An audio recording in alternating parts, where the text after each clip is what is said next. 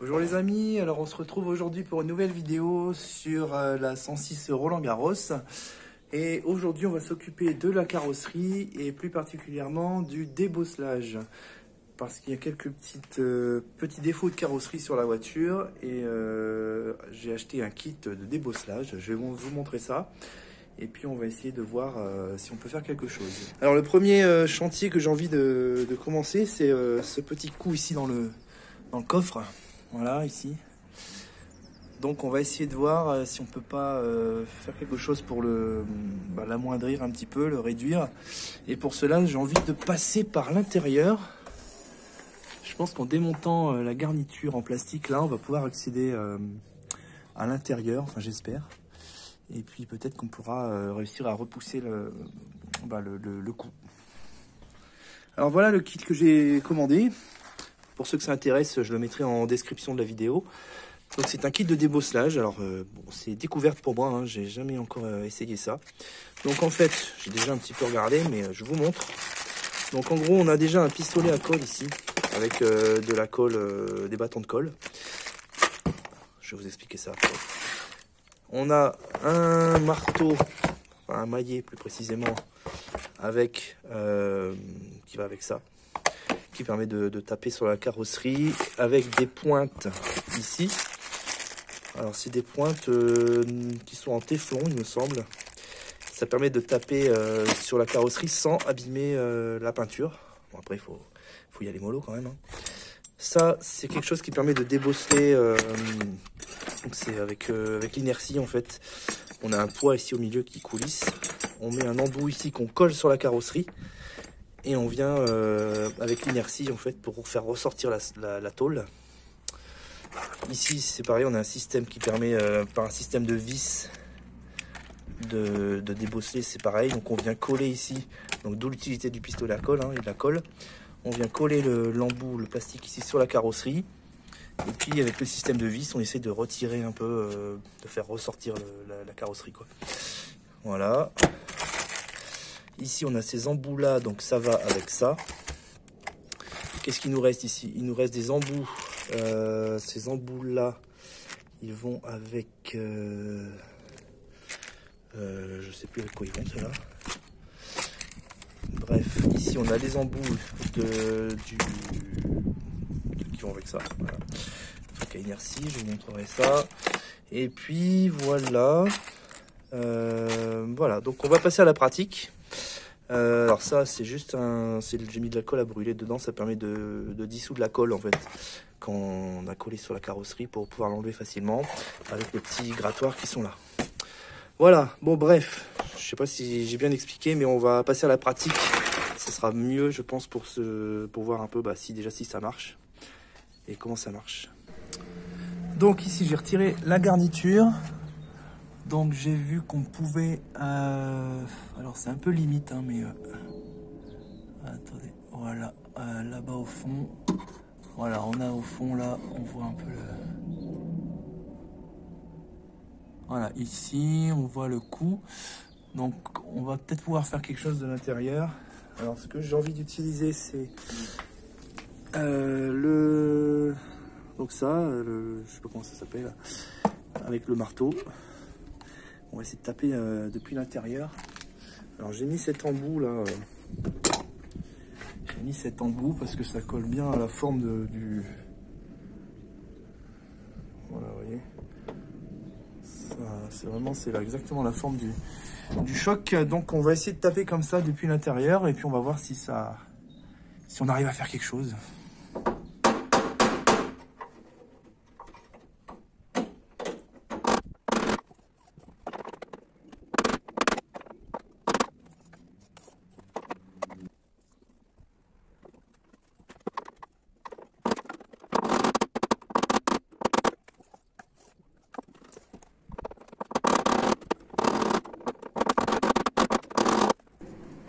Bon, je vous montre où j'en suis arrivé.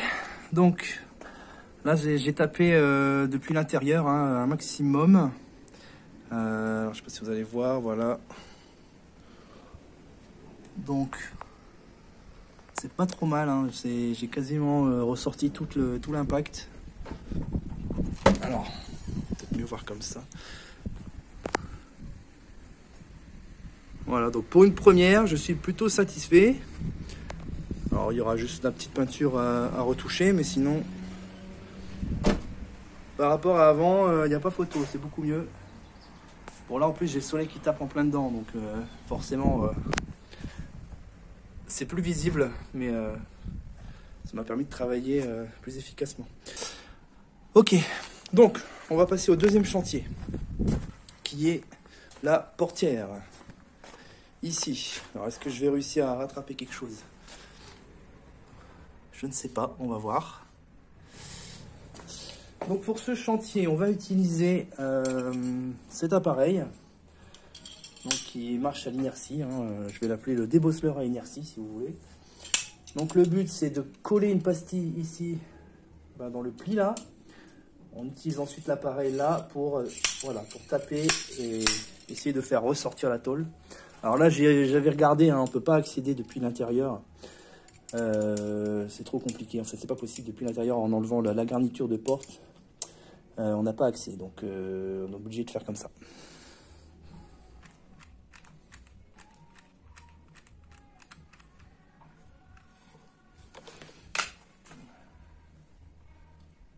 On laisse sécher 1 à 2 minutes.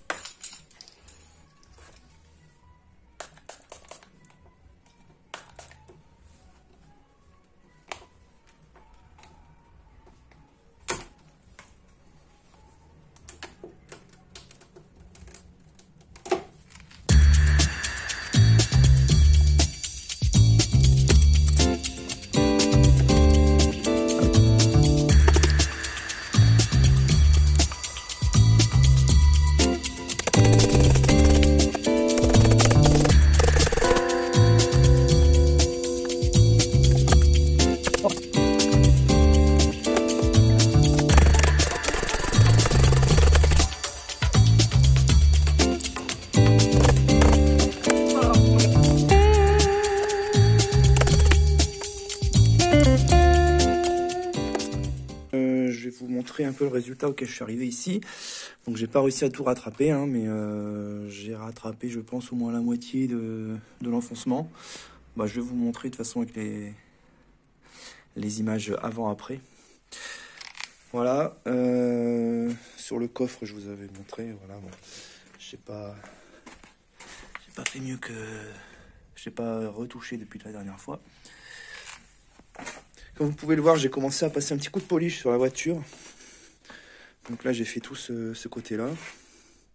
Bon, je vous montrerai des photos, enfin des images en plein jour quand ce sera terminé. Là, je voulais juste vous montrer, je vais m'attaquer à cette partie qui était attaquée là. Le vernis, ici, qui commençait à sauter. Donc je vais essayer de rattraper ça avec la policheuse. Enfin, rattraper, je pense pas que j'arriverai à tout rattraper, mais... Donc ce que je vais faire, c'est que je vais prendre un pad assez agressif, un pad dur. Donc j'en ai ici. Voilà, donc celui-là c'est le plus dur que j'ai. Et on va essayer d'insister un petit peu pour atténuer tout ça. Voilà, donc j'y vais et je vous montre un peu ce que ça donne. Ok, bon, ça a un petit peu atténué les zones qui étaient faiblement attaquées. Ça a plutôt bien marché ici. Mais bon, sur les pires zones ici, alors on sent que c'est plus lisse quand on passe le doigt, mais le visuel est pas top. Donc ce que je vais faire, je vais essayer de prendre un papier à poncer fin, et puis je vais poncer un petit peu, voir ce que ça donne. Bon voilà, j'ai poncé un peu à la main là, au grain 500, donc on voit qu'il y a des endroits où j'arrive à retrouver la peinture.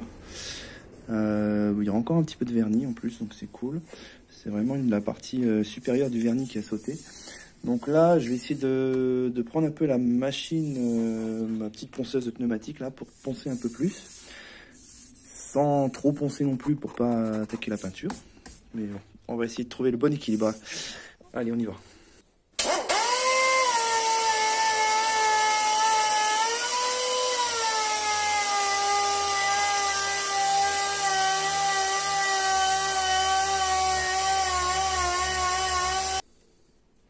Voilà ce que ça donne après un passage au grain 800.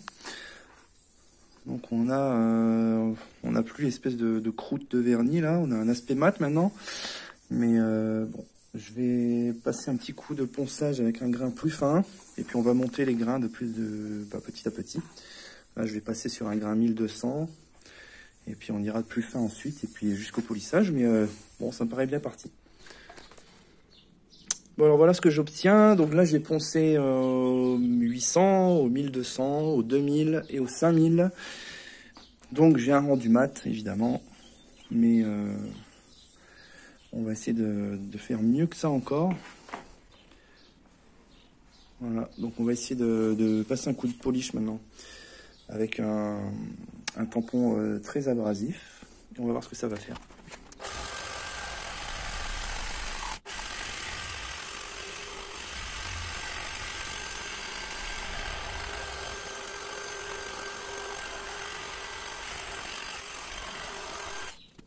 Bon voilà, je viens de terminer le ponçage, le polissage. Donc franchement, je trouve que le résultat est pas mal. On a retrouvé un brillant. On n'a plus l'espèce de croûte de vernis. Alors bon, si on regarde, il y a encore des petites traces, voilà, des petites traces un peu plus, un peu pâles. Peut-être j'aurais pu l'avoir en ponçant un peu plus, je sais pas. Mais j'ai pas envie de trop poncer comme je vous l'ai déjà dit. Donc je pense que je vais laisser comme ça, parce que le résultat, je trouve qu'il est déjà très satisfaisant. Et encore une fois, si on fait l'avant-après, ça n'aura plus rien à voir. Et voilà, donc je suis content de ce résultat. Je vais terminer donc tout le polissage de la voiture. Il me reste plus que ce côté-ci, donc l'aile arrière et la portière. Un petit coup sur les jantes, et puis voilà. Bon voilà, la vidéo touche à sa fin. On a terminé donc ce projet de la 106. Donc je vais vous montrer le résultat final. On va faire un petit tour ensemble. C'est parti.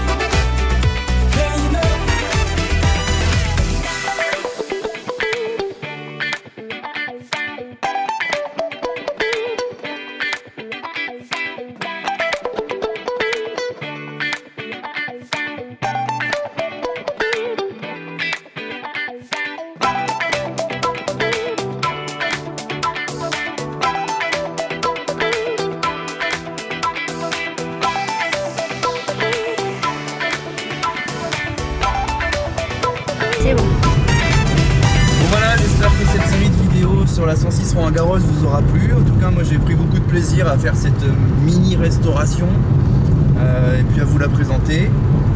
Donc là, la voiture tourne nickel, hein, vraiment.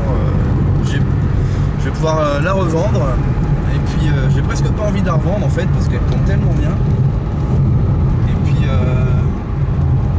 c'est un petit châssis très sympa. Je connaissais pas la 106 avant ça et franchement je comprends les versions un peu sportives qui doivent être très sympas aussi. Parce que vraiment le châssis s'y prête. Là il n'y a que 60 chevaux, hein, c'est un petit moteur, mais je me doute que les versions rallye ou S16 ça doit être super sympa et ça donne envie d'essayer franchement. Voilà, en tout cas je vous dis à très bientôt. Ce sera avec un autre projet que je vous présenterai. Je pense que ça vous plaira. Ce sera un projet... moi je vous en dis pas plus, vous verrez bien. Alors je vous dis à très bientôt. Ciao!